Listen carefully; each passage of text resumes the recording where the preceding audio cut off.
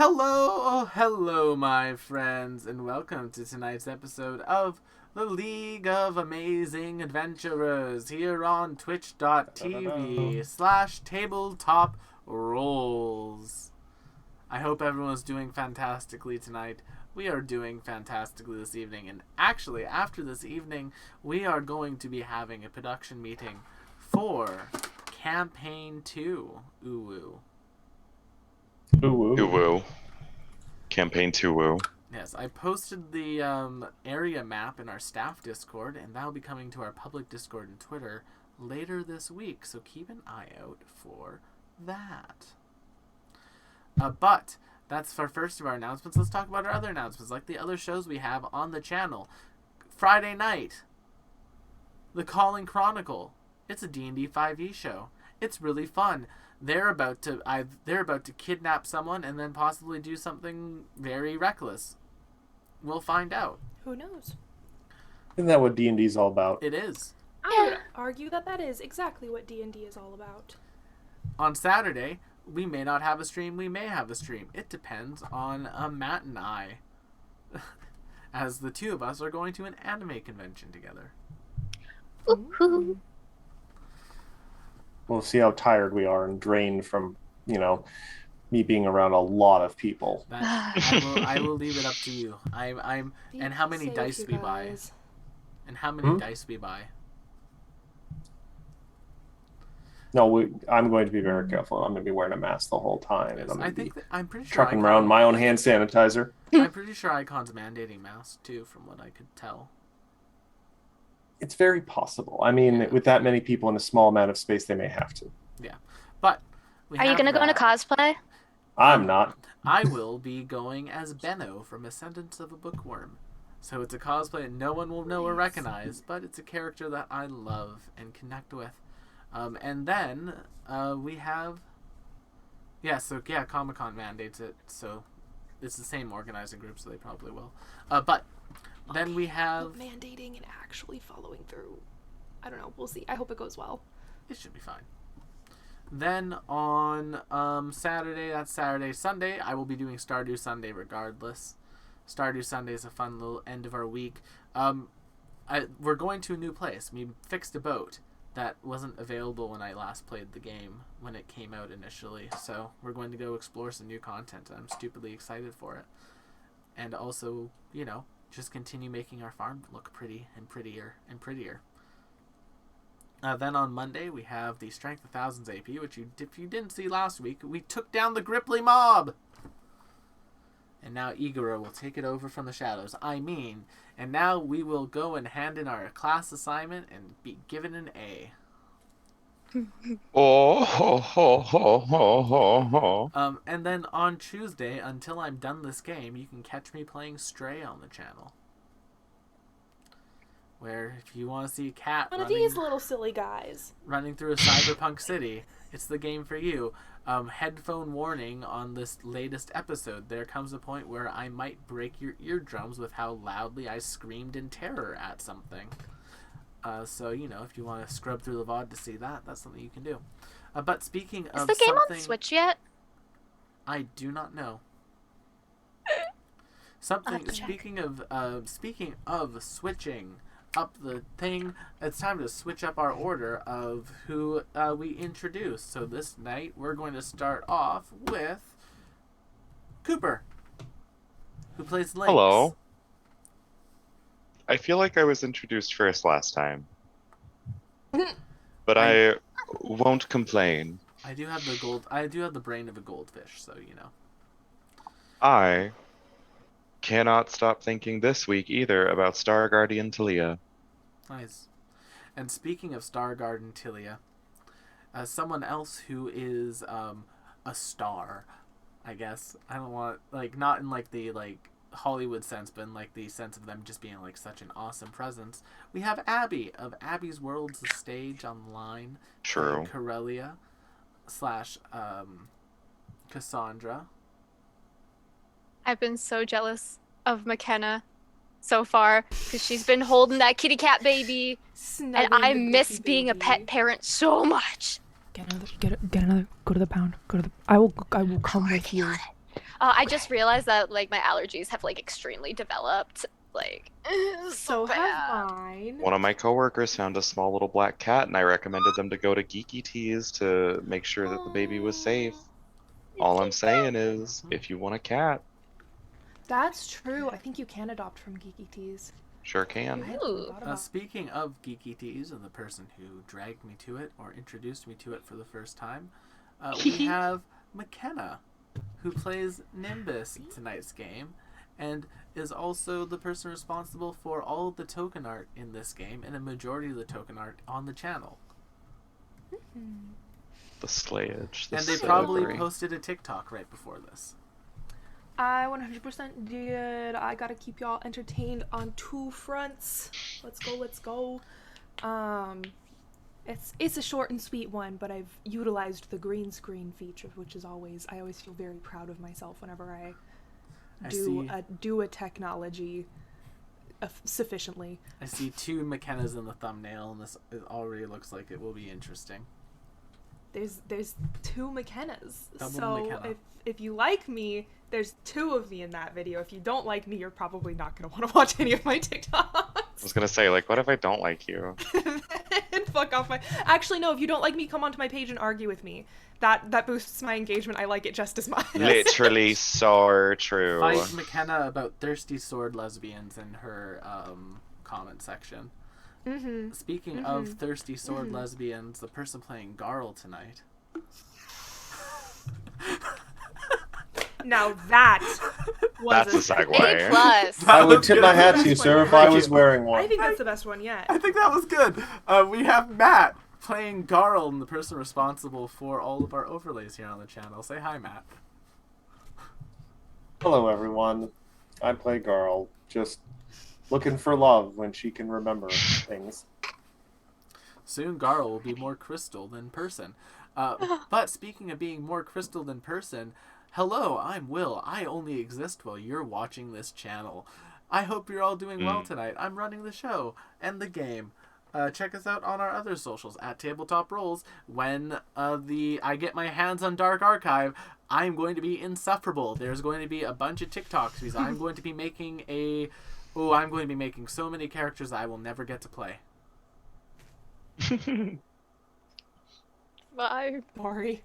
That's fine. I'm going to make when the Thaumaturge is officially out, I'm making a Thaumaturge of every single type. A what? A Thaumaturge. A what? A Thaumaturge. Thaumaturge? I think you're putting an R in there. No, no, no. You're saying Thaumaturge. Thaumaturge? Oh, near. We just listen. Thor was really Thaumaturge. good. Alright, I'm going to roll the intro now.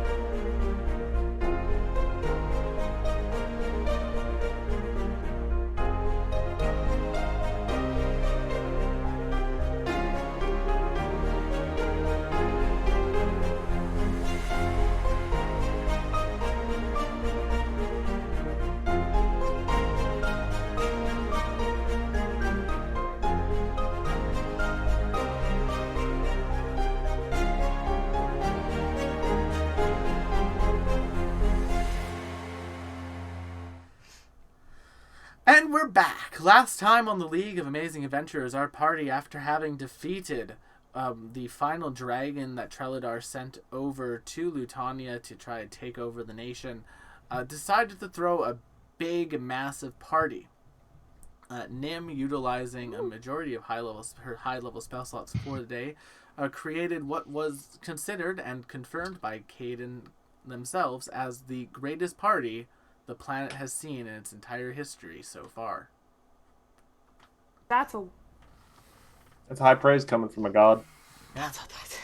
Especially that god. He's been to a lot of parties. God. Yeah. Ooh. He's looking He forward partied to his way into godhood. He's looking forward to future Nimbus parties. And Ascendancy thought I was extra. And Ascendancy thought you're extra. I'll show him. But speaking of extra, a couple of fun things did happen at that party. Garl had a fist fight with Drevrin, who was a little bit drunk and a little bit sad and a little bit angry. Corellia collected a Garl Squishmallow.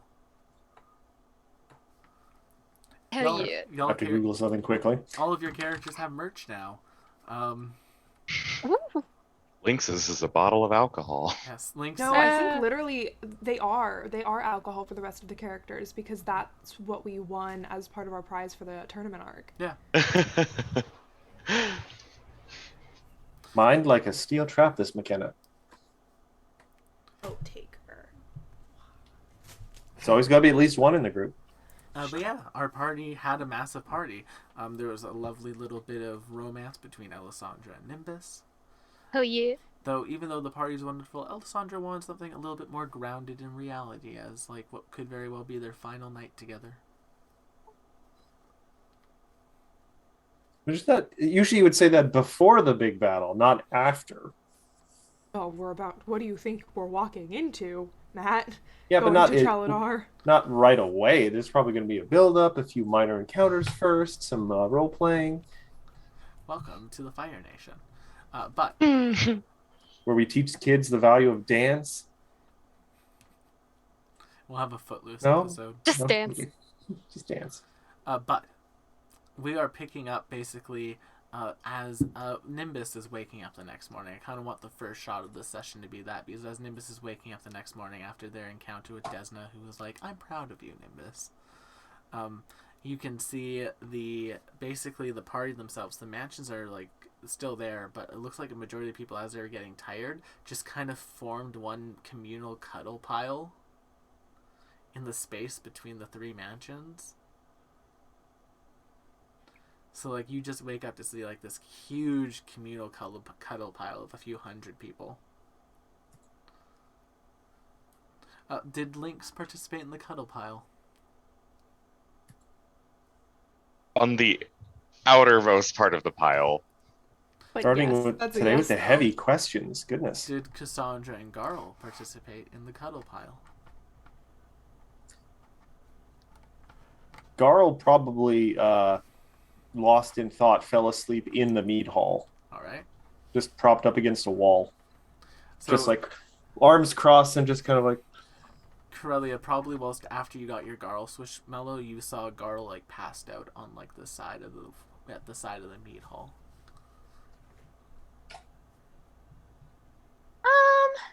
Ooh, this is a toughie. I think after their like fraction of a mental discussion that night, where girls seemed kind of like unsure about the whole like switch brain off and on again decision, Cassandra might go to her room to give Garl some space. Fair enough. And yeah, it's Good shout. as... With the Squishmallow though. With the Squishmallow, of course. It is that morning then, as Cassandra is waking up, that you are in your room, and we're going to pick up with Cassandra in her room. Cassandra, you are in the room that Nimbus made for you. It is nice, it's comforting, it's calming. There's the Encyclopedia Garltana on one end, probably like half open. I guess I'll just get ready for the day and just try and like breathe. Be like, everything's fine. Everything's okay. Think you did the right thing. Not 100% sure. Hopefully, Garl will let you know. But until then, just keep breathing. Give Garl her space. Yeah, walk us through Cassandra's morning routine. I think she takes time, like I think she's one of those people. She'll like count how many times she brushes her hair. She's like 100 on this side, 100 on this side, then braid, braid, braid, braid, braid, braid. Like she takes time. It's a routine for her. And then she'll like get a nice like comfortable flowy outfit and get all her stuff together, grab a book she hasn't read yet, put it in her pouch, and then probably go find Nim. Yeah, so as you open the door out of your room, and you step on, it appears you step out into what you think would be the hallway. Light blinds you for a moment. and you find yourself face to face with yourself. Oh. It's like, I think I might be oh, dreaming, That's so I'm just gonna stick out a finger. She just kind of like smacks your finger away. How dare you touch me, peasant? Excuse me? You've heard me. You're here to serve, right? You're supposed to be my new handmaiden? y- You're one of the captured refugees. I'm sorry. I don't quite know what you're talking about. I'm sorry, did I tell you you could speak? Knave, make me a will save. Garl stirs in her sleep somewhere. She senses someone being rude to Cassandra. Cassandra being rude to Cassandra. Come I'm on. confused. There we go. Sheet's just taking forever to load. Yep, it's all Okay, good. we'll save. How bad? Oh, not bad. That is a failure. What? What do you mean? That's a 40. Failure. Yes, it's a Oh. failure. Well. Not by much. We're but level it's a failure. 19. Your mouth, for a moment, you feel it. You look down and, like, you know how, like, you can kind of, like, see, like, the bits of your lips when you look down at your face? It's just skin. Oh. And it's Cassandra you've panics lost and your she mouth. punches her light self. Oh my Oh, god, yeah. Wanda Maximoff, is that you? As you punch her, a little bit of just, like, makeup comes off of her face. And you see, like, just the normal skin be underneath it. She looks so offended. How dare you mock my face? And she just raises her hand to you, and you just feel an immense amount of pressure. And as you get pushed back through the door, you're back in your room. Is she still in the doorway? Nope, door's normal. Cassandra, just in a panic, first thing she does, she calls out. She says, "Gara!" Garl kind of leaps to her feet and like trips over a table and goes kind of like spinning. I'll say the mead hall, and I don't know if this is a dream or not, but if it isn't, Cassandra's room would probably be back at the estate. Mm-hmm. It is. What is the range on our like link? Well, the link will probably be coming to an end in like the next 10-15 minutes, but it's within the same plane, so you're in range of it. All right. Well, Garl starts just throwing everything out of possibly her way, including people, to get to the door out of the mead hall. Probably still half asleep, not even sure where she's going. Is my mouth back? Mm-hmm. Oh, thank goodness. That was illusion magic, you figure now. Hindsight being 20/20. Yeah, in the meantime, Cassandra's gonna, like, get up and, like, leave her room and go just, like, look for anybody she knows, because she's in a panic. As you leave your room, you run into basically, like, the lower area of it, and the stairwell is coming down. You just see Alessandra kind of creeping down slowly. Like, oh, Cassandra, are you alright? Walk of shame. Alessandra, why are you creeping? Because I don't want to wake Nimbus up and I want to make her breakfast. Unfortunately, I do Wow. want to wake Nimbus up, and I start going, like, where she was coming You from. see Alessandra physically, like, getting your way for a second. Don't you dare. Give me 15 minutes to make some eggs and toast. I say, but, Cassandra? Okay. Cassandra, look at me. This is the last time I'm going to see Nim for a long time. And if she dies, I want it to at least be a happy memory. And she walks down. You think I'd let Nim die? I'm her aunt. I have to outlive her. No, she has to outlive me. Other way around. Oh god, who am I going to outlive? Garl. Wow. I'm the barbarian, you guys. You're all gonna outlive me probably in the She's course of a also an combat. elf, and Yes. we are both humans. Humans. Maybe Lynx will outlive me. That would be nice. Probably, if it's Now? left up to, like, Yeah. natural order. As Corellia is panicking for a few minutes, Alessandra goes, makes the breakfast, brings it up. It's like, all right, now we can go up together. But you should wait one moment before you enter. Alessandra walks up with the breakfast, like, Nimbus, and she's like shaking slightly. Sandra, Oh. you'll never believe it. You'll never. I made breakfast. Yasna's proud of me, and you made me breakfast. Yes. What a glorious morning. On a side note, Nimbus, you may want to make yourself presentable. Cassandra is. Oh. Is she decent? Almost. And then Alessandra just like gives you like a quick peck. Says, "Now we're good." Where are my clothes? Okay. Where are they? Oh, I put Up the stairs. I have them hung up. Thank you. Speed dresses. Cassandra runs like straight to Nim. She's like, Nimbus, is there any way you can access my most recent memories and see them for yourself? Wait 1 second though. Nimbus, make me a reflex to save for speed putting on clothing. God. Of all the checks I 20. didn't think would be in the 20. show today. You're good. Wow. You're good. If you would have gotten like a nat 1, like your shirt would have been on backwards or something, it would have been very funny. Nim looks immaculate. Like she got up like 3 hours Did you ago. Linda and got Carter up. this thing? Did you just spin and you're in an Yes. outfit? Yes. No, that's exactly what Wonder Woman. Merle helped.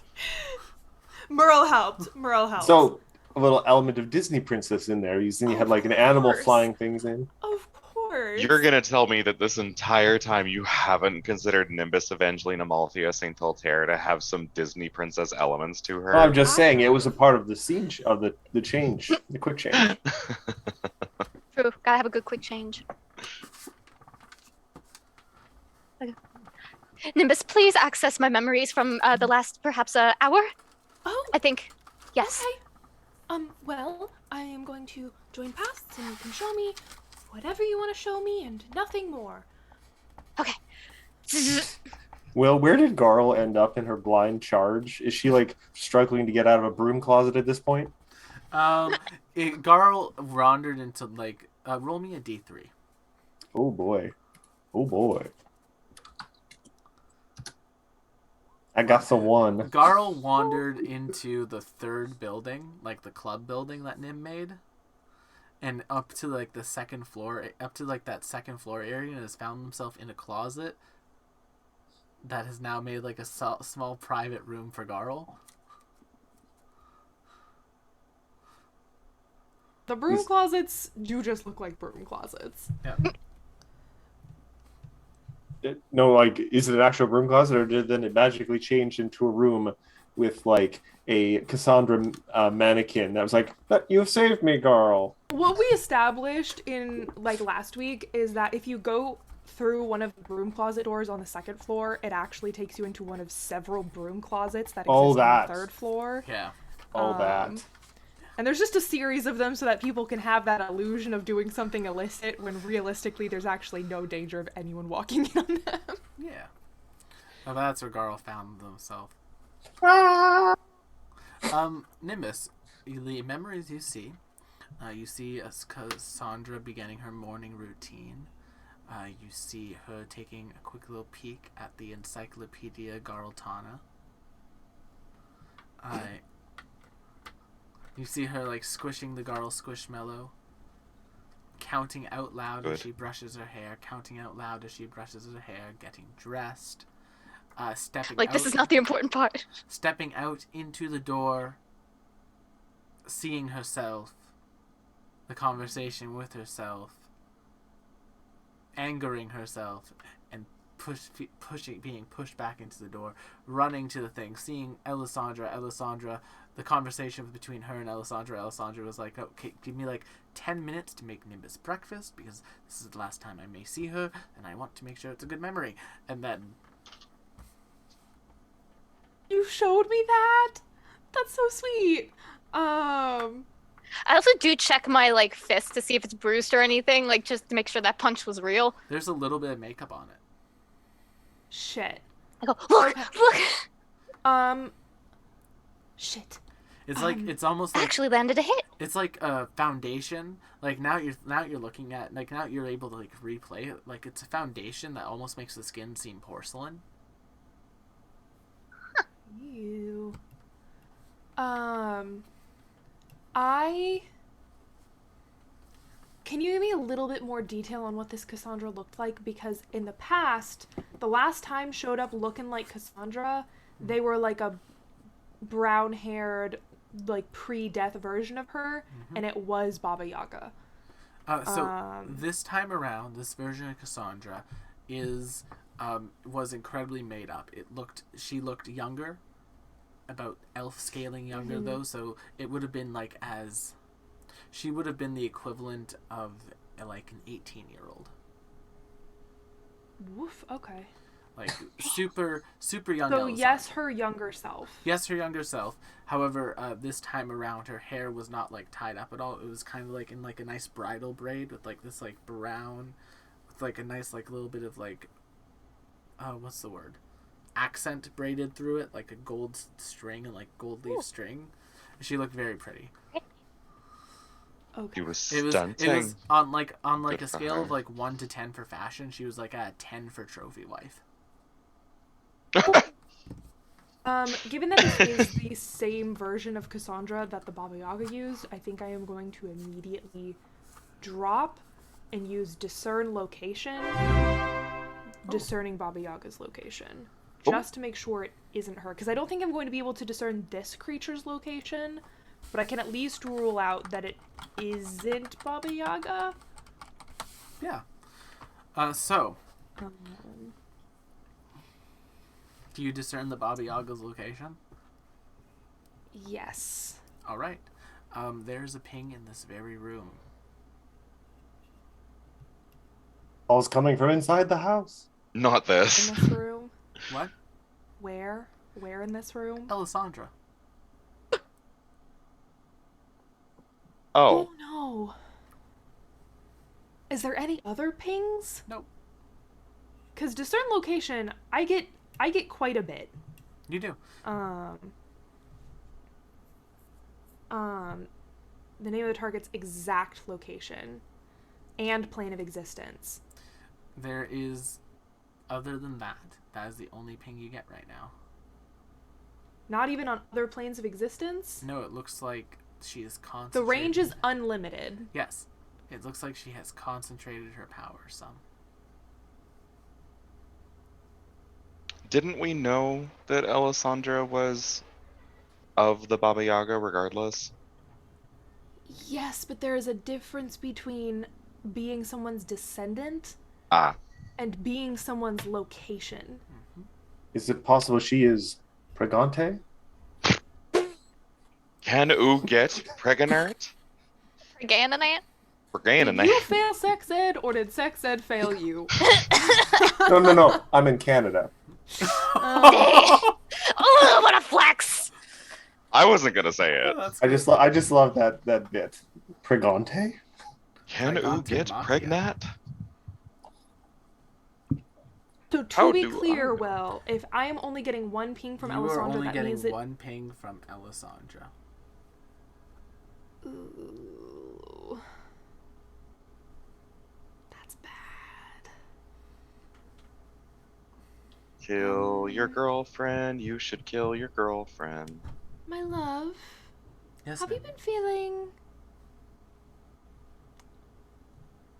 bad lately? I mean, I thought that I was fine last. No, I'm feeling good. Well, yeah. Okay. I don't want you to panic, Ninjas, but I did just anytime you say I don't want you to panic, you say something that immediately makes me panic. Nim holds up a finger, rustles around in her bag of holding, pulls out a paper bag.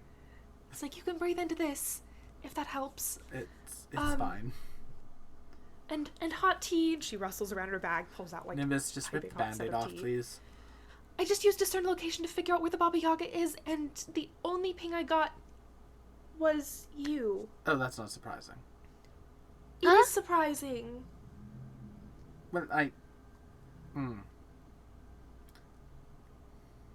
So Nimbus, Maybe I should go to the corner of. I think this involves you, Cassandra. Oh, lovely. Okay. Elisandra reaches into basically a bag that she has, and she pulls out what appears to be like a small, like little fragment of a crystal. It's like it's started growing a little bit. I was going to talk to you about it after we were done with the business with Treladar.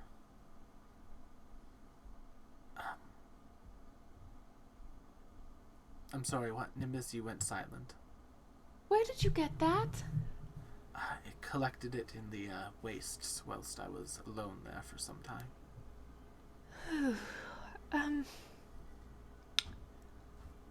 Do you have any idea what it might have been doing whilst we were out in Malouts rescuing Gwendolyn? I believe it's a soul cage. Well, it wasn't caging her very well when we were in Malouts. No, it's sort of like a safe haven. Like a vampire returns to their coffin. So why haven't we destroyed it? Well, I've tried a number of things to destroy it myself, but also... how do I put this? It is currently an immense concentration of magical power. Okay. And we are currently in a conflict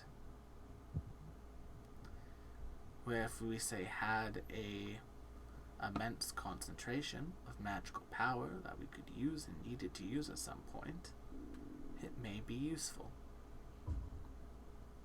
So you want to involve the Baba Yaga? I would say if there was a way we could destroy it and at the same time release, I don't know, something along the lines of a magical detonation on Treladar.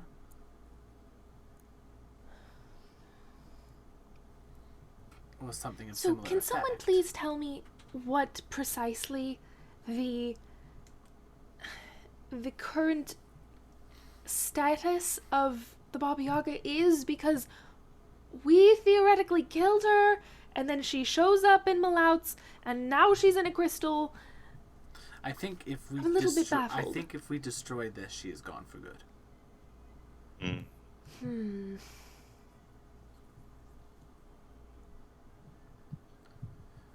But also, from what I understand, she has a connection to... She looks over to Abby.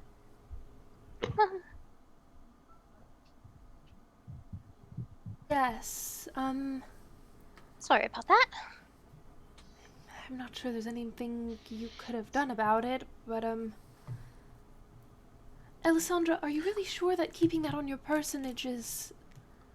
The second it starts talking to me, I was going to give it to Garl. Okay.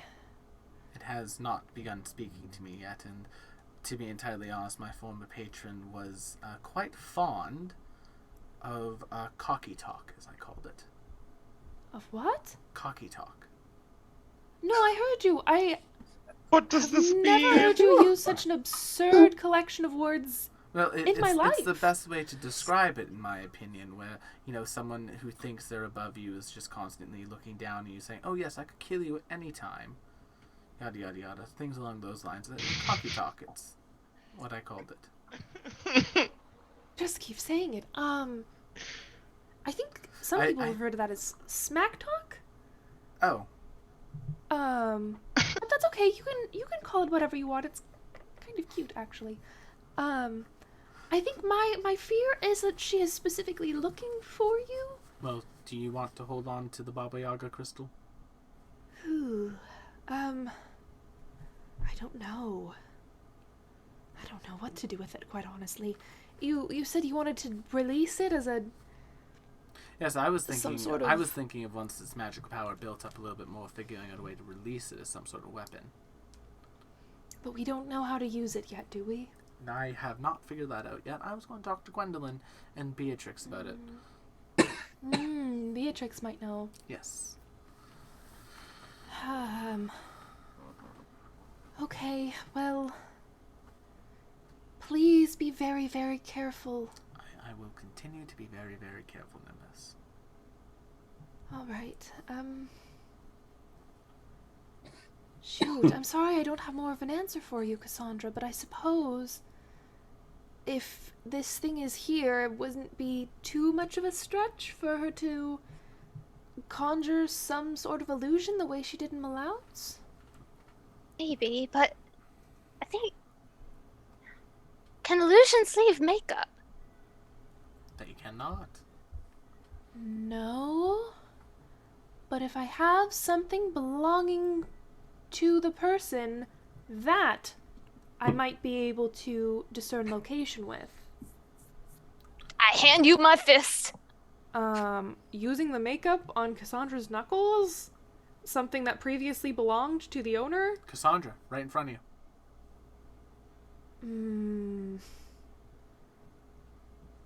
But there would be multiple pings, wouldn't there, if there were multiple Only one Cassandras ping. running around? It gives you the current location, the exact current location of the target. This is Well, at least I know I didn't imagine it. This is the current location of the target. The owner of that Was I really makeup, that horrible? The owner of that makeup, right in front of you.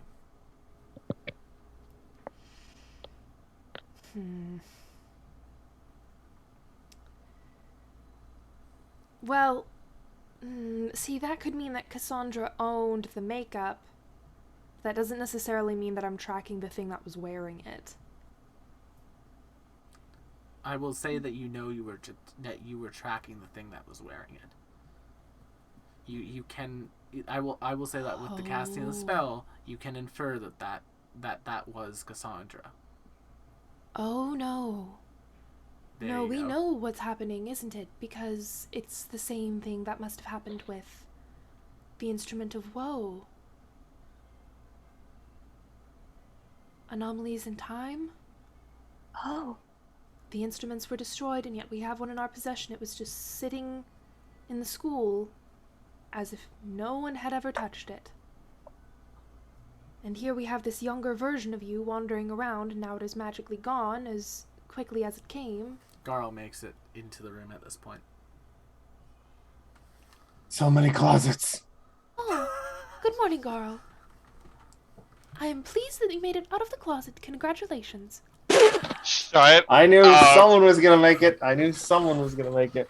Hi, gay. Happy Pride. Okay. I mean, we don't have a single straight relationship in this show. As we should. Yeah, just saying. I will have you know, darling, it is July. This is the month of America now. I thought We this don't was the do month that of anymore. wrath. No. It's just Pride Month Part 2, Electric Boogaloo. Electric Boogaloo. Alright, but anyway, Garl has made it to the room at this point. Runs over, gets like before she's still half asleep, sort of runs up very close to Cassandra, like grabs by the shoulders. I heard concern in brain. Are you okay? Looks in very close to inspect your face, very close.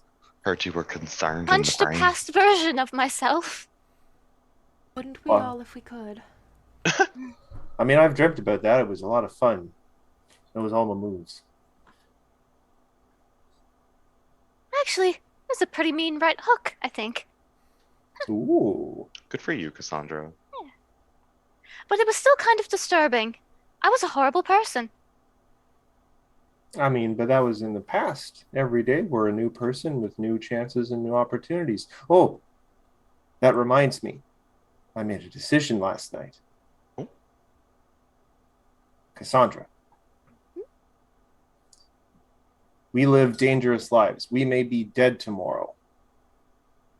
And I don't want to run any possible risks of things being left unsaid. So I like you very much, Cassandra. I would, even if I were to simply die tomorrow, I would very much appreciate it if I could spend all my time with you.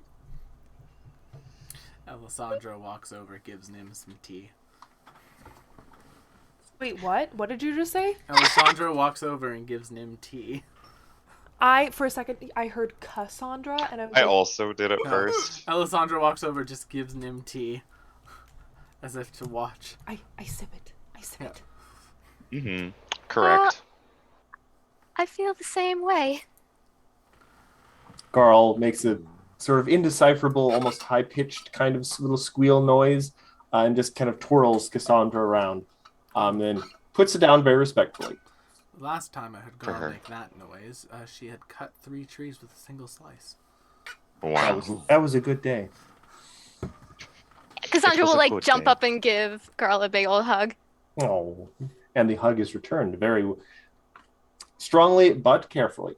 Garl is learning to control her strength even in moments of great joy. The Garl that broke the Cassandra's back.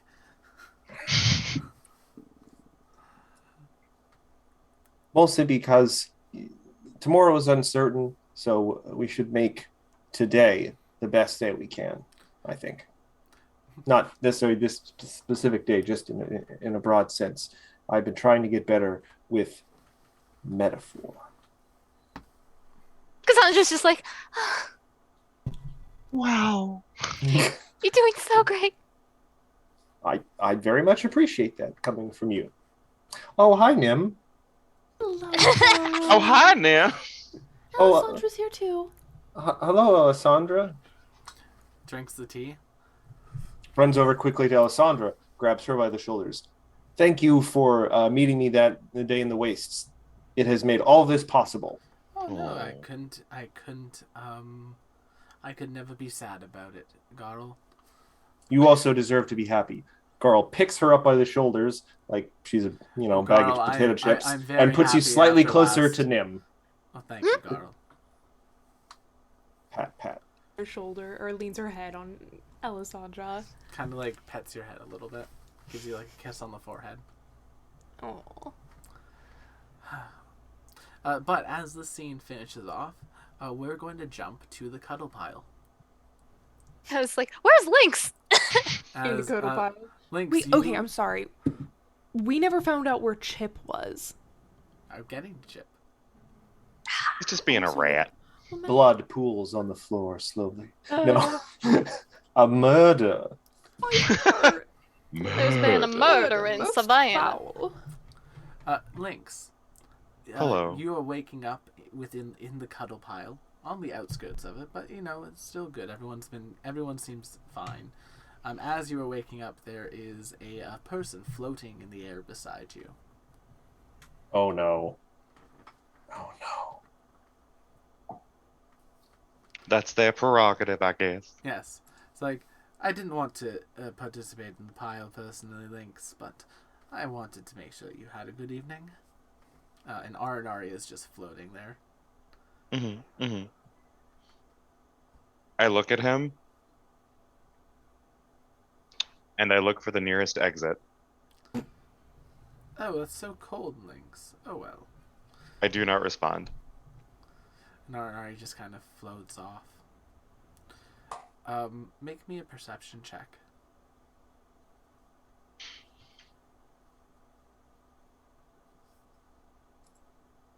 The way that I have far too many windows open and have to alt-tab over to my character window because I'm stupid. Oh, 40. That's a success. As you're walking off, you hear Arinari say, "Well, if that's how they're going to be, I think it's time to broaden my horizons some." And they walk off. It's fine with me. Boy. But not with me. Do so sorry, the perception check was for me to hear that, yeah? Yes.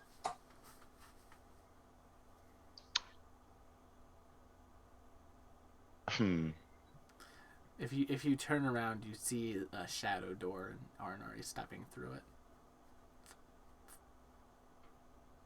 I follow him through the shadow door out of curiosity, just out of blatant curiosity.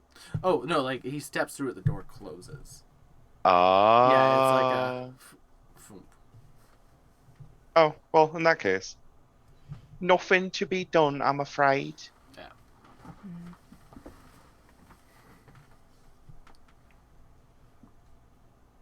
You come across like a beaten and bruised Drevrin that's like passed out drunk. Wouldn't know anything about that. Do I recognize him as the thing? Like 100%. You see Drevrin, he is wearing a crown.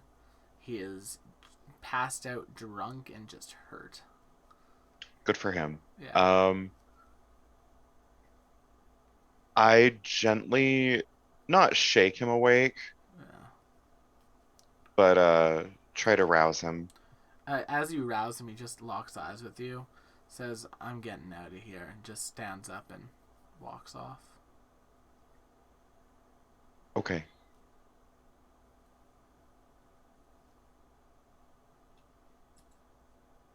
Are you all right? I'm fine, Lynx. I'm just going to go get a change of scenery. Yeah. Okay. Takes the crown off and starts walking away. Okay. If you're not okay, it's fine. You know. I am very much not okay, but I will make myself okay. It's what I've done all my life, Lynx. Do you like drinking by chance? No, not particularly, but after the first one, it comes easier. Okay. That tells me that the healthier option is to not have you drink. So, I have grab coffee? a water skin. It's like water, I hope. Water. A good choice. Drinks Yeah, water. that's a really good choice. I am not very good at this. It's all good, Lynx. I picked a fight last night I shouldn't have. It's okay. Yeah, I heard. You, I don't think anyone could win that fight for what it's worth. Yeah. I don't think it was just you. Upon him hearing that you heard, there's just an immediate look of, well, that's just told me what I need to do.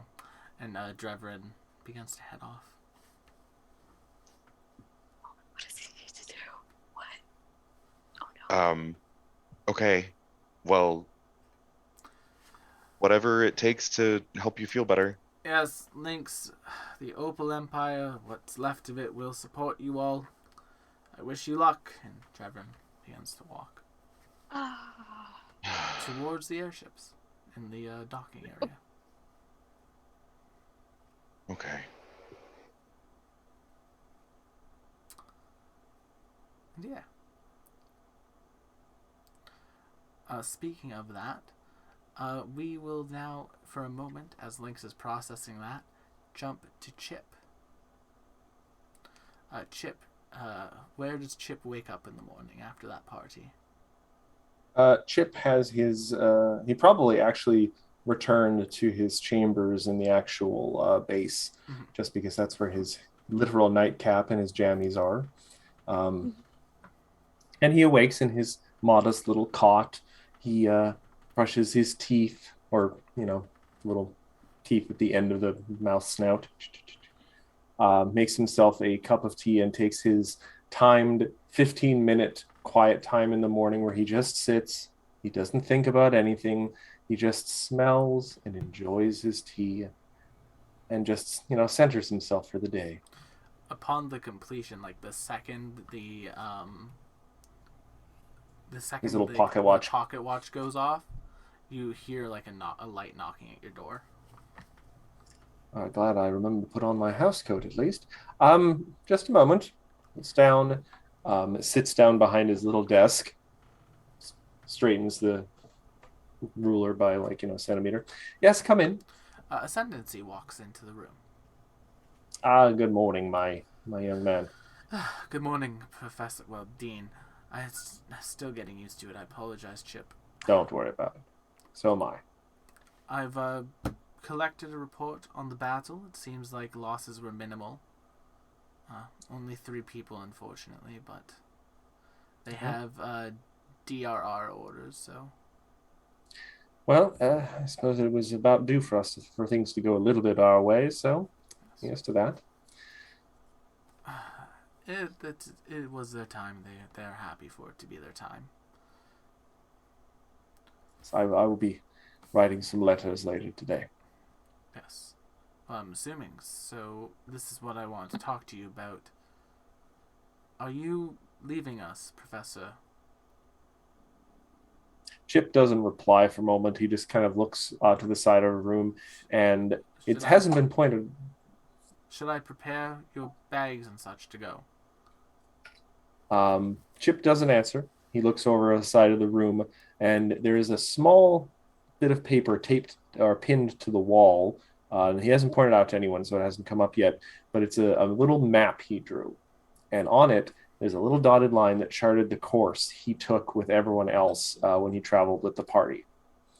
Um, he was like making it the entire time he was actually out adventuring. But he turns back to the sensei. He's like, "No, I don't believe that will be necessary. There is still a lot of work to be done here, and I don't mean to sound arrogant when I say this, but I want to make sure it is done right. And I've still got a few irons in the fire, so to speak, of things I'm waiting to hear on, and I need to be here to receive word. So, and they seem like they've outgrown me a little, so give them room to spread their wings." Ascendancy just kind of like looks at you for a moment. It's like, I don't think they would ever say that they would outgrow you, Professor. Oh, I'm an old fuddy-duddy. Really would be more comfortable in a classroom or in a library. Wrong. Well then, let's get you the best classroom in the world. And Ascendancy kind of steps out. I do hope that you're okay with me TAing for a bit still. Yes, it's early yet. And yeah, Ascendancy heads out. And yeah, I guess from there, Lynx, after that interaction with Trevor, where would you have headed to next? Trevor would have noticed that he looked tired as ever, truly just not awake. Lynx goes for morning coffee, the same way that Cassandra has a routine. Lynx absolutely does. Yeah, Lynx, as you're getting your coffee, the mess hall area where the coffee is was basically there, and as you're exiting, you see basically the railing and everything is down. You see Gwendolyn just at the base of the stairs. She's like waving you over. Like, do I have my coffee yet? Yes, you have your coffee. Then I guess I can prioritize Gwen. Cassandra has sailed. Cassandra has sailed. What? Cassandra has sailed. What does that mean? Garl, what are you talking about? Garl Cassandra. Oh! He sits there stunned for a bit. If Gwen notices the cup, like the mug of his coffee starts to tilt slightly. Mm-hmm. And oh dear, Lynx, you're a fifth wheel now. He begins to notice that it's tilting, supports it with his other hand, and goes, "Well, good for them, I think."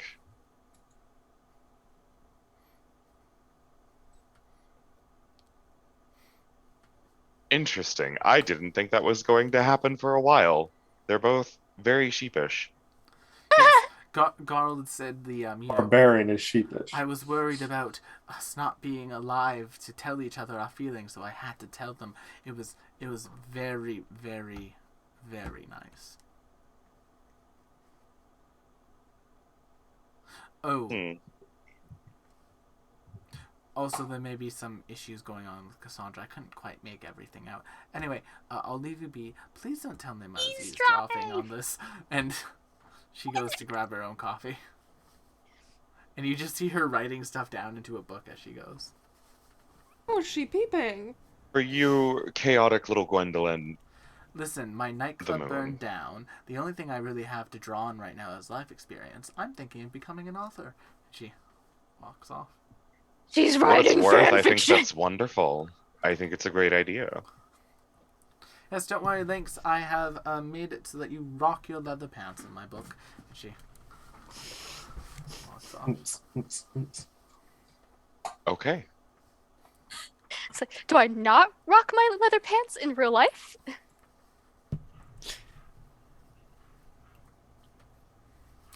I sip my coffee at that, just kind of considering for a little bit what she's just told me, and decide to not take it as an insult.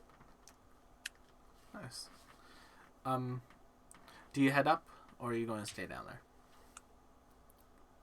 What was the plan for today? Have one. I think it's just kind of to prepare Yeah. to leave for Trelladar, but we do have time. I was just seeing Because if we you were all given wanted 3 to 4 weeks for, until Trellidar's Doomsday, and it's only been a few days. So the clock is ticking, but it's not dire yet. Yeah, Lynx just sits in the mess hall for a bit, pulls out the his great recipe book and studies. Then Nimbus, Cassandra, Garl, as the three of you are finishing up that last scene, about 5 minutes after, as everyone like getting cleaned up and ready to head out, effectively, you all see what appears to be like one of like the small, basically like small airships. That's like a small crewed airship, taking off. Was there anyone scheduled to leave this morning? If you want, you can make perception checks. Uh-oh. Too bad Chip's in his office with his legendary perception. Cassandra's not really thinking about anything else other than like the whole Garl incident. 41? Nice. Carl apparently is a little distracted too. Wow. With the 41 Nimbus, you can see that the airship is flying the colors of the Opal Empire. Cassandra, I don't suppose Drevin said anything to you? No, not for a while. Draverin? Yes. Opal Empire, it appears. I wonder what they're up to. Did anyone speak with him this morning? No, I've been in Me the neither. all night. What a lovely Lie to cloud. me, Garl. Lie to me, Garl. You have to beat my deception DC if you're gonna lie to me, Garl. I thought for a second there that you were actually saying lie to me. Nope, that's the name of the feat. Gar with her +2 to deception. Oh, not even close. You love an honest idiot. Garl, did you have a conversation with Drevin about this? Do you know where he's going? We shared a drink last night. Oof. Oh, That's one way to say Carl it. did pour a drink on his head. That's true. Nimbus's question still stands. She conversationally asks, "How did that go?" I feel like we may have reached an understanding. Sandra don't- does get like a little worried. About what? I'm afraid I was pretty deep into my life. I don't necessarily remember it all, and that's just from the booze, I think. Thanks for the gift is up. Is that a lie?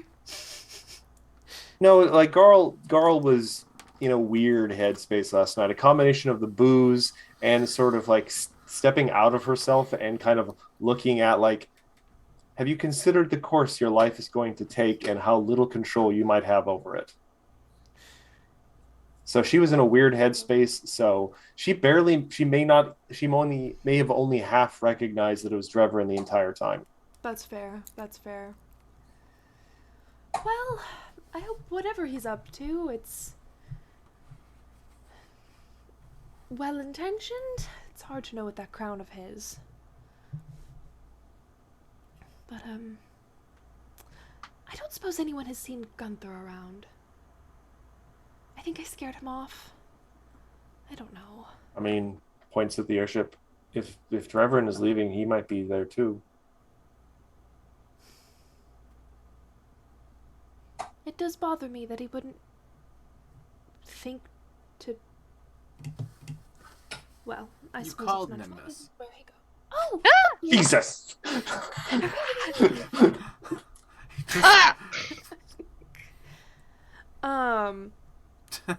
As like Garl jumps, you just feel Drevin like put their hand on Garl's shoulder, like stabilize them.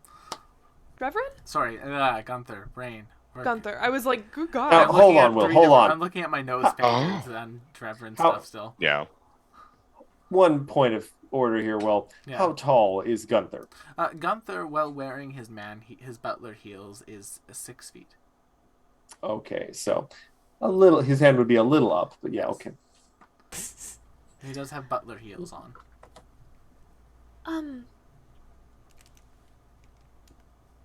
I mean, I suppose it's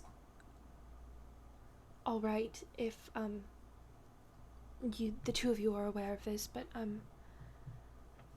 Alessandra, I thought to maybe ask Gunther about the whereabouts of the Bukas. Given your working theory, he may have information about it. Gunther kind of like looks physically a little bit deflated. I've let Gwendolyn know. They Let are her know what? they are currently alive. You're kidding. Your mother stepped in Okay. and ensured that the Bukas were comfortable at the very least. What does that mean exactly? They are currently guests at an estate that they are not allowed to leave. Okay, but they're alive and they're safe. They are alive. They are not undead monstrosities, thankfully. But they are essentially held captive currently. They are effectively pets for your mother. Oh, Yes. well, that's a rather ugly way to put it. but... It is, but People love their pets. it's like Nimbus. You know how people keep birds in cages. Personally, Yes, I know. no. I know you don't keep birds in a cage. It's like, Yeah, no, I I don't know. He has a little bird cage to sleep in, but it's mostly decorative. Yes, and so it's a very decorative bird cage for them, but they don't get out. Oh, but I would never lock the door. Yes, you wouldn't, but you're not your mother, Nimbus. Thankfully. Oh, thank goodness for that.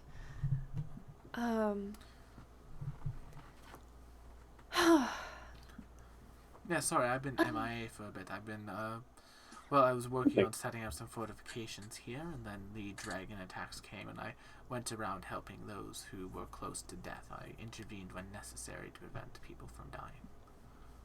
Thank you, Gunther. Of course. I shall return to the shadows now. Oh, wait, the only one thing I wanted to ask, you mentioned my little brother last Yes. time? He is still an infant. Yes, they haven't... When last I saw them, they were. However, What an auspicious day. Treladar is Treladar. Not even new. Well, that is still more hope than I had 10 seconds ago. So it is something to celebrate, I think. Alright. I will let you return to whatever your business was, but thank you, Gunther. I really appreciate it. And So I was- Nim gives Actually, him a very quick hug. Thank you. Actually, Nimbus. Gunther, Yes, Cassandra. before you go, out of curiosity, we just saw Drevrin's, well, we're assuming it's Drevrin's Yes. airship leave. Drevrin and a few people of the Opal Empire have left for better pastures, to my understanding. There Oh. was an altercation last night that has caused Drevrin to rethink their position here. An altercation? Yes. Well, what on earth happened? I do not know. I was not around for it. Oh, goodness. Apparently he was he was flying at one point. Oh my He's god. flying? Yes, that's my understanding of it. Excuse me one second. Nimbus sends Drevern ascending immediately and just says, I'm terribly sorry if any of our guests made you feel unwelcome or Oh unsafe. my god. You just Please enjoy your journey. you get left on red. Yeah, that's fair. You get left on red. Harsh. But yes, effectively, Gunther will continue. Yes, they are going to go and support the League's endeavors on the new continent. They're calling the New World. I believe they're heading to... I believe they called the Port Concord as the main settlement on the new continent. Fascinating. I wonder if it's in a western direction. It is. Hate it here. Well, Gunther, in case I do not see you again before we leave for Trelladar. Oh, I will be returning to Trelladar with you. Oh, okay. I wasn't aware you'd be accompanying us. You will need someone to get you safely through the city. Yes. Yeah. Garl leads down to Cassandra. Do you think we could put like a bell on him? Just so he doesn't sneak up on us again? My heart nearly leapt out of my chest there. Garl, I've You don't have to ask. worked very hard at affecting the Shadow Jaunt technique. What about some clicky shoes? Some assassins train for life to master this ability, Garl. But you could Okay. teach us sometime. That way we can all sneak up on each other and it would all be fair game. I'm sure that would be good for our health. I will endeavor to be louder in the future. Maybe yodel? Thank you. And they kind of just like bow their head. And yeah, they effectively use the Shadow Sneak ability to just melt into shadow. Sneaky. Nimbus takes Elisandra's hands and just says, "Shall we go share the wonderful news with Gwendolyn? I mean, I know Gunther said he already told her, but I mean, you're not mad at her, are you? Why would I be mad at Gwen? Because of last night?" Nimbus, if I got mad every time Gwendolyn kissed someone I was in a relationship with, I would never be happy. Let's be entirely honest with ourselves. In the entirety of our social circle, at this point, now Gwendolyn has finally kissed everyone. Well, I don't know about that. I don't believe she's kissed Garl or Lynx or Cassandra. I'm speaking about like our original social circle. What on earth did she kiss Ascendancy? Oh. Or Alvo? Well, Ascendancy she kissed... Well... Victoria. She kissed Ascendancy at the premiere of his line when he was working with his family for the fashion. As like a congratulations, there's a smack. Alvo, after he completed... How had I forgotten that? After he completed the plans and they were holding that gala, she kissed him there. Oh, I don't think I was invited to that. No, it was kind of a family thing. They wanted to keep the new money out of it. But no, I think she's now officially kissed everyone in that social circle. Has she kissed you? Yes. Scandalous. This is before we. When on This earth? is long before we were together. Well, I not that I would be angry, of course, but this is a juicy story. When on earth did this happen? Well, Because she You know, wouldn't have done it you when are we were there. teenagers. There are literal weeks until the world is ended by Trelladar, perhaps. Exactly, weeks and weeks. We have so much time. Make me a persuasion check. A what check? Diplomacy. Make me a Boop, boop, diplomacy boop, boop, check. boop. 46? That made it. With shameless request, 48? We were.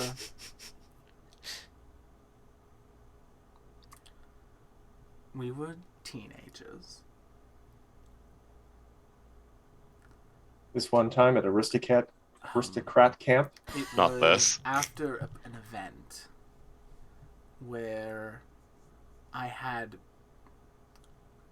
Do you remember that time, Nimbus, where I basically spent about half an hour just ragging on a dress you were wearing until the point you ran home in tears? You will have to be more specific. The Jubilee Gala for the Mages Club.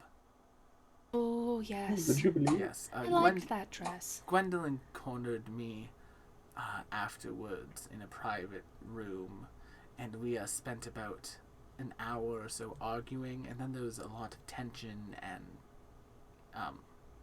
then we kissed.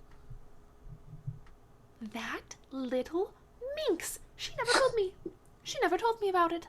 I feel like Minx. Well, I now we feel have like that's multiple understandable. conversations to have with her. I mean, I'm pretty sure now she has kissed everyone in that social circle. Well, yes, which is fine. Like, It's not a matter of. She's hit super bingo. I suppose she has. It's not a matter of what she is doing. It is the fact that she never told me about it. How do you just forget that? I mean, I don't think she forgot it. I think, like, you know, once you've kissed so many people, it doesn't really become a story anymore. Oh, I disagree. She used to tell me, well, she used to tell me many things. All of them were stories when it comes to Gwendolyn. Fair. But, oh, let's go celebrate with her. This is wonderful news. We should probably also find Lynx. Oh, yes. He's probably nursing a bit of a hangover.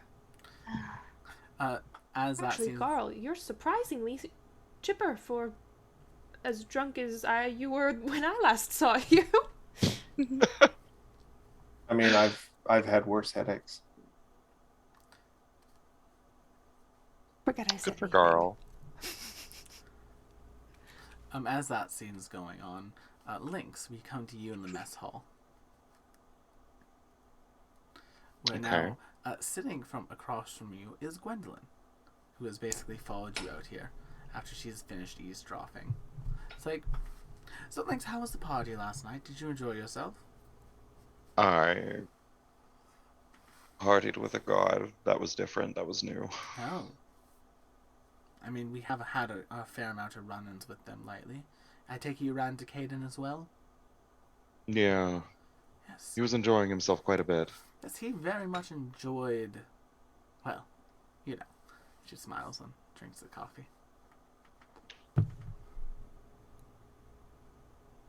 Okay. I'm sorry, my friend was throwing a party and a guard showed up. Of course I showed him around. Yeah, I That's bet you who she did. was in the broom closet with. Bet you showed him around real good. I mean, that's a literal 7 minutes in heaven. Then like, huh? I mean, one thing led to another, Lynx, and she kind of smiles. Yada slightly. yada yada. I believe that. It's at that moment that everyone would be coming down and you'd see them sitting there. The 2 for 1. Nimbus! Oh, I have the best story to tell you. Oh, but we have good stories. Alright, I wait. think Gunther may have already told you. Yes, about my family? Yes, about your family. Yes, and I have a story that you absolutely cannot tell them. Oh, it's one of those stories. Yes, do tell. Jesus. So last night, Caden was at your party. Yes, I know. We talked. Oh, He said it was a good party.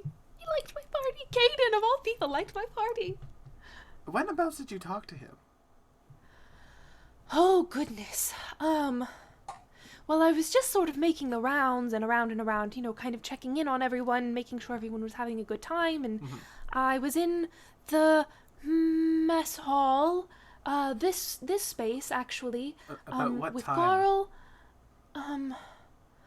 Gosh, it must have been relatively early in the evening, because Elisandra collected me not that long after.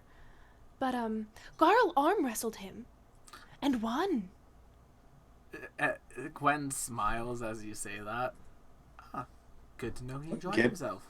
And she Do just I kind get of anything drinks for the that? tea. Where else did he enjoy himself, Gwendolyn? I showed him around your party, And? and he had a very good time, as did I. They had a great time. You're not telling me much of a story yet. Several Gwendolyn. great times, maybe. It was a I long mean, night. it's a thing is, Garl, your arm wrestling, is what made the Garl Squishmallows semi-permanent. Semi-permanent. Well, permanent, but like the ones that weren't one aren't permanent. Finally happened. Girl flexed the gun show and changed reality. Oh! She just like looks at you. It's like Nimbus. You know my old habit. You have several. It dies a little bit hard. And Caden was very proficient for a god. I can only imagine.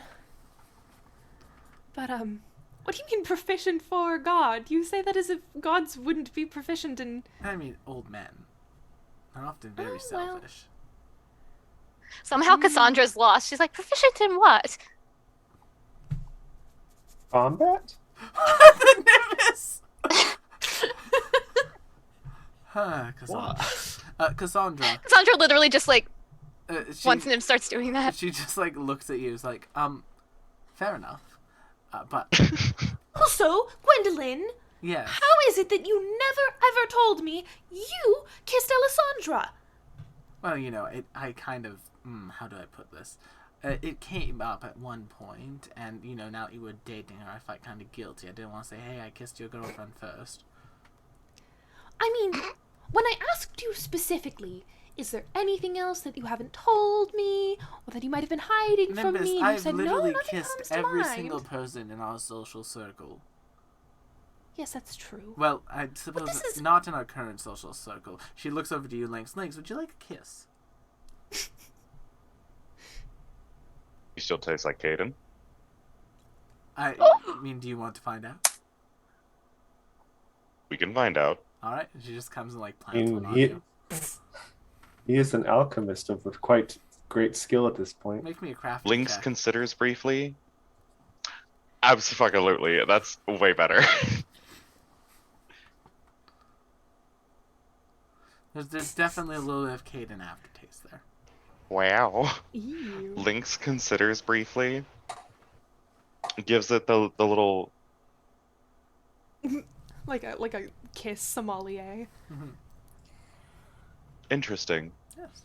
I think that's covered everyone currently not in relationship in our social Hints circle. of juniper. What about Arinari? Oh god, who cares? I don't really count Arinari as being part of our circle, but he was fine. Ooh. You're dead! You're dead! He was okay. Um, Not the greatest kisser. A little Why bit would you selfish. kiss Orinari? No, that one hurts a little bit, Gwendolyn. He tortured me. He's probably eaten people. You don't Probably. kiss people who torture your friends. I mean, he turned a little bit of a new leaf at the time, I thought. I don't know. He never apologized for any of it. Arinari, As far as I can tell, everything he's done since coming to Izol and then consequently to Latania has been exclusively for his own entertainment. I don't think Arinari is capable of apologizing or even empathy, to be entirely honest with you. From what I understood from our discussions, his former mentor kind of spelled that out of him. Oh. You never told me who that was. Ever told you who it was? No. Well, I can tell you. Sorry, Cassandra, but No, it's I okay. don't lie.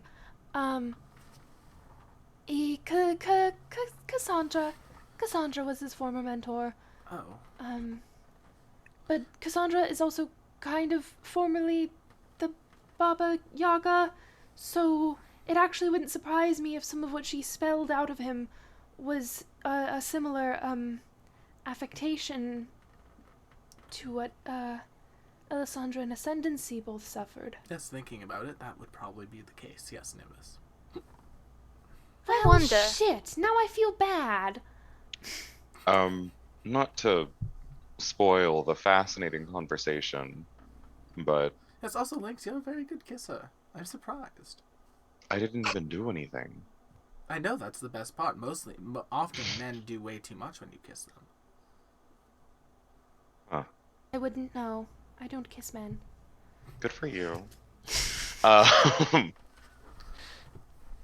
There is a matter of, I suppose, seriousness that I should probably bring up before it gets any later. But if you didn't already know, Jarvan has left. Yes. He stated specifically that we would be at his call for resources and not to worry about it. Okay. That's Well, good. Nim, I you know hope- Lynx well enough to know that he's hiding something. Nim will clock that and just says, I hope he knows that he is worth more to us than the resources he may provide. That is I- troublesome to me. Also felt that way, but I didn't know what to say. Well, Gunther told us that there was some sort of altercation, and Yep, that, yep. we don't know with whom or over what, but, I did shoot him a quick sending, just saying that I'm sorry if he felt unwelcome or unsafe, and wishing him safe travels, but, well, I do worry for him. But, Yep, we don't know who with. lie to me.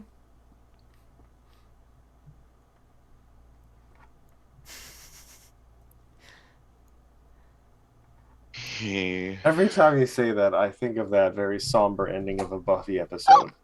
don't know who with at That all. is the lowest number I've seen anybody roll. No, that was good for Cooper. It wasn't a 1. It was a 3. Oh, I feel the heat from that. Sorry Ow. that I had to. No, he's right. You It literally clock- could have been worse. You clock Nimbus kind of narrow her eyes at you, and you know that she knows you fibbing. He's trying to hide it in the sense that he knows you well enough that he knows that lying to you is physically not possible for him. That's fair. Truthfully, you could roll a nat 20, and I think it would still be a critical failure. Yep. Cassandra is definitely misreading all of this, and she just looks between you. She said, "For the record, I didn't see him at all last night." Oh, no, goodness, Oh, Cassandra, I wasn't Gwen- blaming you. Gwendolyn piped up. Oh, you did not. What does that mean? Gwendolyn. Do you know where he was the whole night? Is that what you were saying? No, I mean, I saw him flying through the air at one point. Flying? Reverend doesn't know how to fly. Reverend flying. Oh, he doesn't know how to fly, but he sure got a taste of it last night. Oh, yes. Goodness gracious. Garl Who tries would've to thrown whistle. him like that? He didn't get into it with Caden, did he? No, Oh, worse someone than that. someone a little Worse bit than Caden. Worse than Kate. Someone arguably stronger, in my opinion. mm-hmm. Garl, are you That, alright? I think Is something wrong? Does cause it Nimbus hot to in look here? at Is it- Garl, who is the only person she's ever seen best a god in a Is it match hot of in here? strength. Cassandra starts fanning Garl, not even thinking twice about it. She's like, "I got you. I'll cool you down." Oh, what's Oh. wrong, love? You said you had a conversation with Drevin last night? That is what I said, yes. Did it involve you throwing him across the mess hall? No judgment. I just want Turns to to look at Cassandra. Cassandra, I won't lie to you. I may have thrown Reverend across the room. Carl. I'm not angry. In my defense, disappointed. he might have started it. I believe that actually. So do I. Did he say why he started it? I don't think he necessarily had a reason. It was more of a feeling thing, you know, Oh. like why I start most fights. Oh, Mm. oh dear. Oh God, you're having second thoughts. No, never, Garl. Was he drunk, perhaps? Oh, Oh, yeah. I very much think so. Oh, maybe he's just embarrassed then, and that's why he left. You should have seen it, Nimbus. Okay, I can talk about this now. You should have seen it, Nimbus. At one point, he charged for Garl to go after her, and Garl just literally cheerleadered him up to the point where he hit a chandelier. He then grabbed the chandelier, tried to swing. It was going to be very cool if he managed to hit, but Garl just took a single step to the left, and he just smacked into the ground. It was hilarious. I don't know what cheerleader means, but it sounds accurate. Well, Garl, I do wish you had not completely bodied one of our political allies, but, I can't say I blame you. What's done is done. True, I- and it was part of the I am party. I am sorry if this has inconvenienced us in any way, but I cannot take it back now. If you feel that I should not do a thing like that in future, and Carl pulls out, she seems to have taken 2 pieces of wood from an ale cask and stuffed a whole bunch of papers in between them and then wrapped it up very badly with some string. I'm going to be writing in this now, both as practice for my letters and so that if I have good thoughts that I want to share with you all, they can't leak out of my head when a dragon hits me. At least that might happen. Writing, Cassandra. Oh, Carl, I'm so Cassandra's just like Also- crying happy tears. In fact, looks around weirdly, hands the book to Cassandra. Look at the first page. Cassandra looks at the first page. Cassandra has a nice bum. Nice. Cassandra blushes beet red. Her like What does it say? Exactly the her reaction. purple dead skin just bright It red. says Cassandra has a nice bum. Angelin, What? how would you know? I'm reading the book. And I mean, That's it. Is that rude? I think that's rude. And I feel Gwen, like that's Gwen rude. just like walks to and not subtly at all, mind you. Gwen just like walks to the other side of Cassandra, and it's quite correct. That is my Cassandra. aunt you're talking about. Cassandra will hand it back, and when she does, she'll like stand on her tippy toes to whisper into Garl's ear and say, "You do too." Good for her. Garl's thinking like, now I have to find a mirror. I've never thought about that. Garl has never inspected her own bum before. It's very Oh. toned, Garl. I mean, she's only had exposure to the concept of a mirror in the last year. Yeah. That's Yes, fair. and the first time it scared her. Like a dog. Who's that? Oh. You want to fight? God. Honestly, it's a little endearing. So But I will also now. Don't. Which has fewer letters. Punch. Reverends? No. I would say don't punch potential allies. Oh, that's Or a lot. current Words, Nim. allies. Give me a few minutes. If you need an example, Garl, I would call to memory the way Ray treated some of our potential allies in Megdia, and that it cost Naloy his entire family. So these kinds of actions do have dire consequences, especially for people who might not be quite as powerful as you are. Maybe also just how she Was- treated some of us in general. What was that? Maybe also just how she treated some of us in general. But Garl kind of looks deep in thought at you, Nim. Was Ray one of the automatons? You don't Did Garl meet Ray? I don't Yes, recall. He was with us in Meg. They were both. Oh, with us in no, Meg. no. Oh, The little redhead who Yes. liked to punch Mm. things and set many people yes, on fire. punches myself fire. Yes, included. yes. Can't caramel. Yes. Yes. I still have Lots it. of- I still Oh, have it. that's not good anymore. That's been in there for months. that. No, I no, would- no. Not the caramel. Oh, The memory. Yes. I Oh. remembered. Gar looks extremely pleased with herself, and she's scrunched up her face, Perhaps then you also remember the charred corpses of Naloy's parents. Bacon. Bacon? Yeah, the smell of bacon. Did you just say bacon? all the characters turn to look at the camera. William. What the hell? Because they kept on. Just- Jesus. They had prepared Pointing a it whole out bunch for of breakfast posterity. food for you.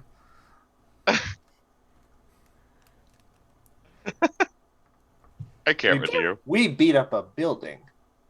He did beat up a building. Very good, Gar. It was weirdly nimble. It was weirdly nimble. Mm. You know, I just for recall that, it being able to there's going dodge be some There's bombs. going to be a nimble building in every game we God. play now. At some Don't. point. Throw shit at me. I am a building. Uh, Well, I suppose we should start preparing for our trip to Treladar. Gwen types up, yes, I have a ship ready for us, so we can... The little stealth sloop is ready to go whenever. Excellent. Well, Alessandra has something of an ace in the hole, but we need to do a little bit of research on it before actually deploying it. It's not the sort of weapon I would like to use without full knowledge of its inner workings. Fair enough, Alessandra. If you'd like, we can work on the project together. Gwen kind of just like wails a bit. It's like, yes, Gwen, that's all right. It's like, good. And she kind of like slides over next to Alessandra. It's like, I do feel a little bit guilty. Yes, I know you kissed Nimbus last night. I know when you two were dating. I apologize. It's like, Gwen, if I got mad every time you kissed a person I was dating, I know you would be very mad all the time. Wow. She has opinions. Then Gwen just looks at you. Nimbus, is it okay if I even the playing field? I actually might be a little bit angry if you didn't. Alright, and then she just kisses Alessandra. Full and it's circle. Like, there we go. Even. It's like, Alessandra just looks at you and then looks at Gwen. It's like, yes, even. All that's missing here is swords. Or You're all thirsty. I don't have that book in front of me, and I wish I could hold it up in front of the camera. Well, interesting. So we need to do some work on that. Alessandra figures she could get it to you all if you were there. Like, she could get it to you magically. She knows how to do that. It would just be a matter of her, Beatrix, and Gwen basically getting the thing to work. Okay. Like, it's going to be an off-camera thing that they do. Okay. Nim kind of wants to be involved with that, but doesn't necessarily want to delay the trip more than she has to. Yeah. Like, this would delay the trip. Like, at fastest estimate, they have it ready for, like, the big day. So, like, we're talking, like, 2 weeks. Yeah. Okay. All right. Well, I will miss you both terribly. Nim pouts. Alessandra kisses you. Oh. Better? Wow. Better once I am back. Fair enough. But you two keep each other company while I am gone. Keep each other safe. Gwen playfully just kind of says, oh, I will keep her very good company, Nimbus. I don't doubt that. All right. Before I change my mind and insist on locking myself in the tower and not coming out, we should leave. Runs in the family. This one does. That gets like a good hearty giggle out of Nim, Cassandra. Ooh, Cassandra does want to check in with Professor Chip on anything he might have discovered about Garl's health condition. Chip is still in his office going through some paperwork. He is, though, now in proper slacks and shirt and a vest.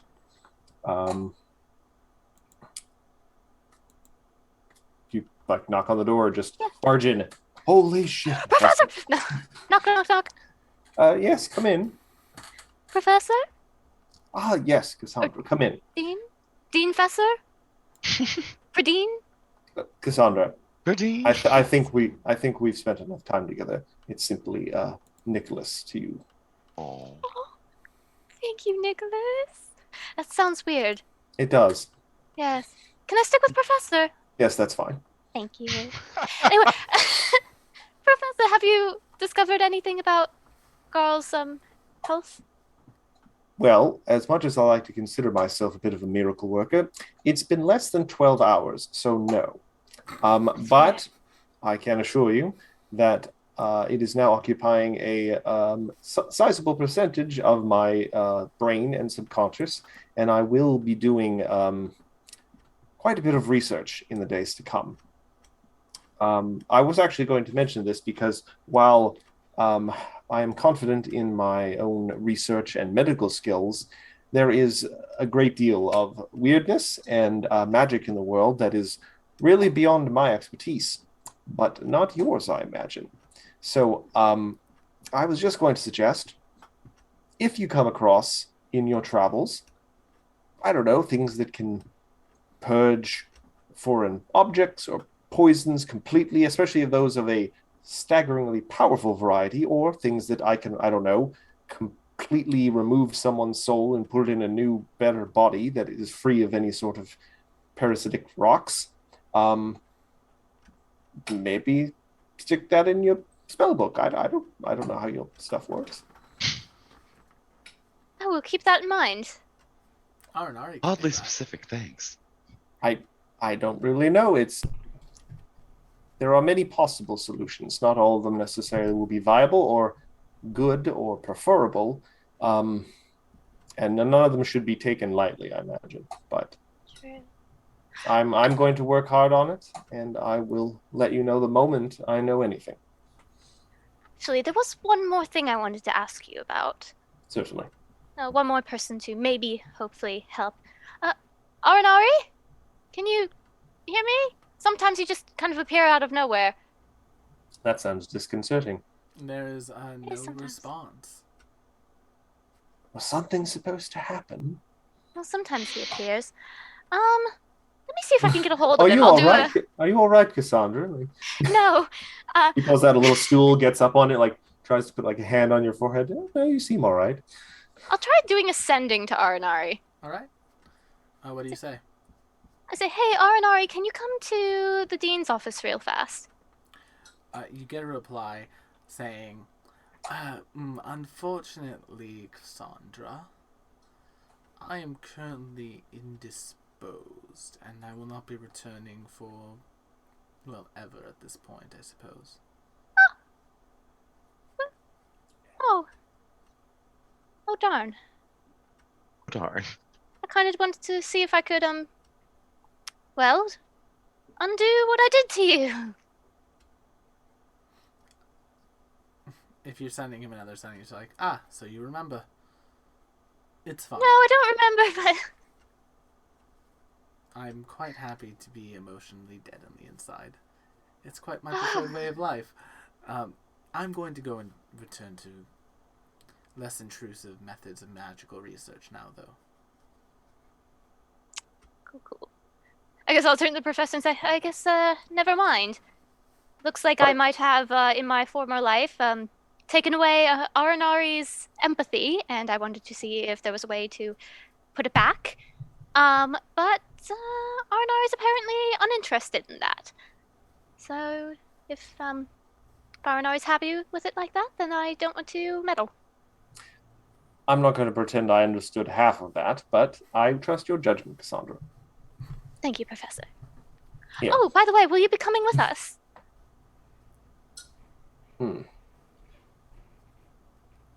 I was hoping to maybe have a little more time to prepare for that question later today, but no, I believe I will be staying here. There are things to still take care of. There are, as I say, some iron still in the fire. I'm going to be doing my research to try and help Garl. I think in the long term, I will be of more help here. You guys move at a bit more brisk pace than these old bones can manage these days. I'll let you tell the others yourself. Oh, thank you. Unless you want me to tell them. No. I should rat up and do it myself. I can't with you sometimes, Matt. This is why I love Matt. But at the risk of getting emotional, Oh dear. thank you for everything, Professor. I assure you, it was less than you thought, but I was happy to do all of it. Cassandra will give him a hug. Oh, okay. Hug. You might have been the first professor I ever had, but you were definitely my favorite. And only, but still. Sentiment's still there. I appreciate the sentiment. Here, have a lemon drop. Ooh, thank you. I should get going. Thank you so much. Yes.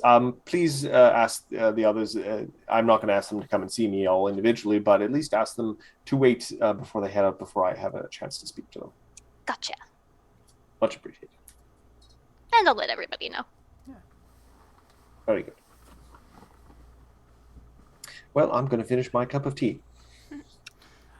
Fair enough. But yeah. So,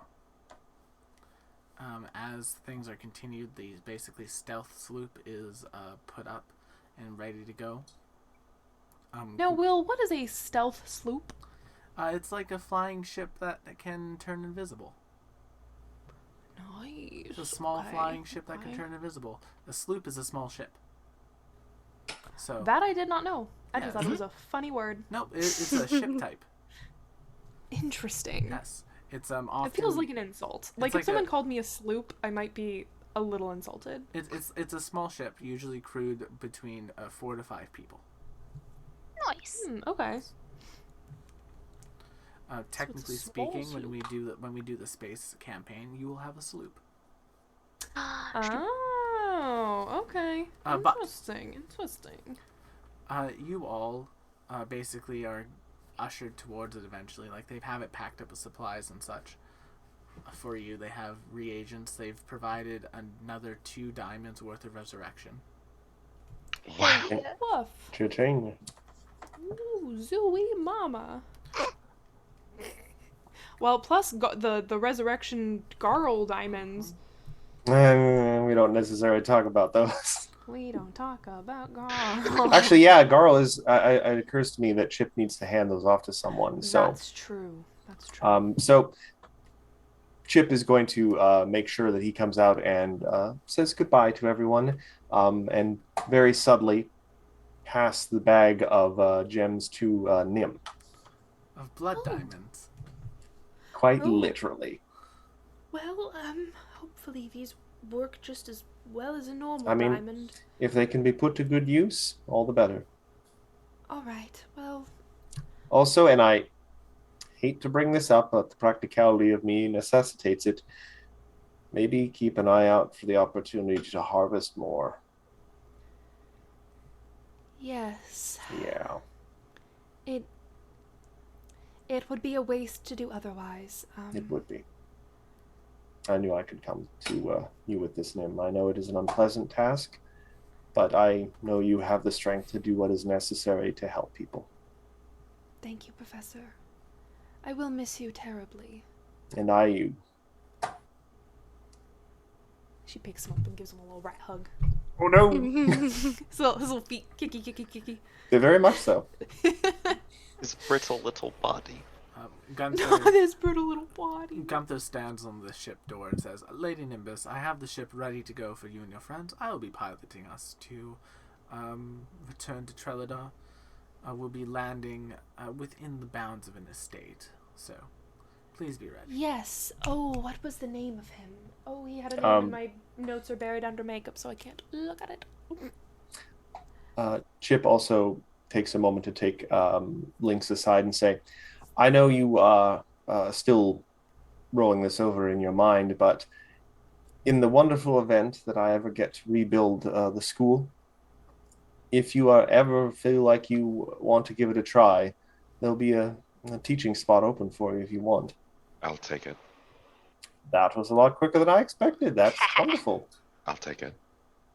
Honestly, you're at the top of the prospective list at the moment, so I would really appreciate that. It would make staff meetings a lot more bearable. I appreciate that you think that. I wish there was some sort of distant messaging system that we could all use in order to conglomerate and talk in a very quick, easy manner that would just be so centralized. Maybe something on like screens, perhaps. Maybe Something this mobile meeting would be nice. could have been a mobile message. Yes. Well, in fact, I have some ideas I want to run by you once you're back, and we can perhaps collaborate a tad. Something with a rotary, I think. I love a good rotary. We'll call it the Chipperverse. I don't know where that voice came from, but we'll workshop that. All right, so As you are all brought onto the ship, and the stealth sloop lets off, it turns invisible to everyone else on the ground. Chip waves a handkerchief. And Nim you also waves, fly not knowing that off she's invisible. towards the Magocracy of Trilidar. Flying at a good rate. It looks as though they've upgraded the engines on these things to travel a little bit quicker. You fly over what would be the ruins of Lucia. You can see the buildings and stuff of the Opal Empire just under the surface of the water. You can see a crater where in Izzol, your home base, once stood. You can see the remnants of the battles in Magdia. You can see the remnants of the battles of the dragons in Lutania. Every single thing. You can see the broken dome as you're flying in the Magistguard Wastes. You can see the broken dome in Melodius. You can see the broken wall. You can see the crater that came from the creature you destroyed. And as you are all flying and see every single little bit of your old adventures, Trelidar finally comes into view. Cassandra will ask Garl if she can hold her hand. Carl was just thinking the same, and Carl will give her a warm squeeze. And it is magical. The city streets are beautifully gleaming. The lights are dancing in the sky as it's evening that you're coming in on. There are fireworks of magic being used. It's like the entire country is in a state of celebration.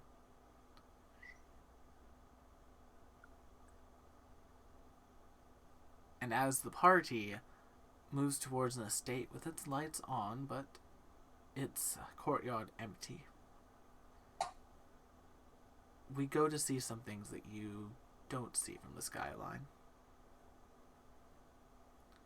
You see the streets of Trelidar, people walking down them in the upper areas, beautifully not compressed, like every other day. However, in the streets of the lower areas and lower levels of the cities, you see people being ushered into lines, having devices scan their magical aptitude. Depending on its result, then being ushered into one of two lines where they're either brought into what looks to be some sort of carriage taking them towards some sort of classroom area, or whether they are allowed to go about their daily lives after receiving just a small arcane mark on their hand. Interesting. We see another estate. Very beautifully kept. The gardens are perfectly cut and trimmed and groomed. We see what appears to be a star chart in a topiary form. And you see a man overlooking all of it, with his hands on his balcony.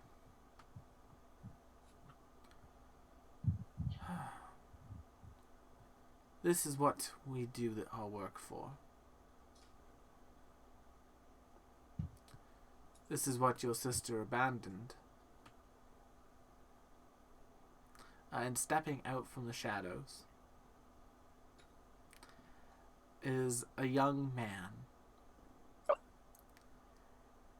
Kind of short, curly hair, very similar to Nimbus's, with a hawk on his shoulder.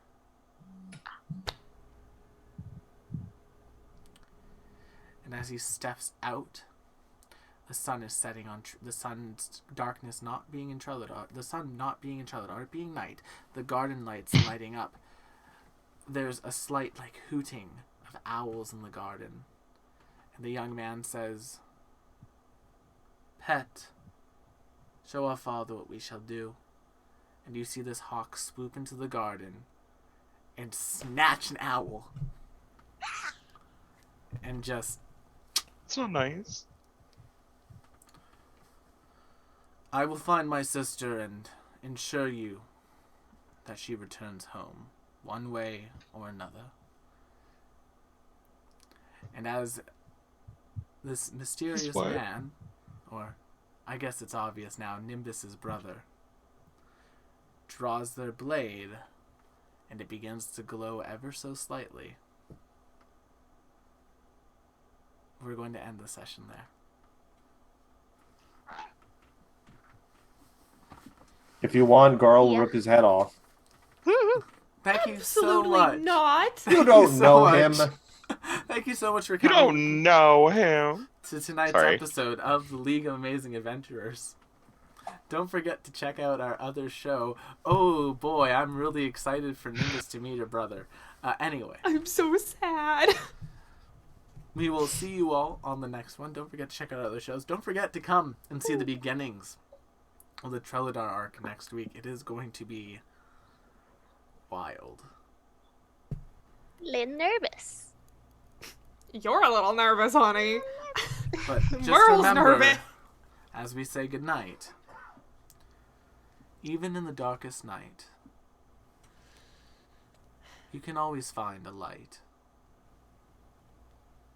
Although, now that all the stars in the sky are gone, I suppose the only light left in this world is our party. Don't worry, See you next week. we'll set some fires. It'll be fun. Bye-bye! Yeah. Bye-bye. Oh, no. Bye. This is bad.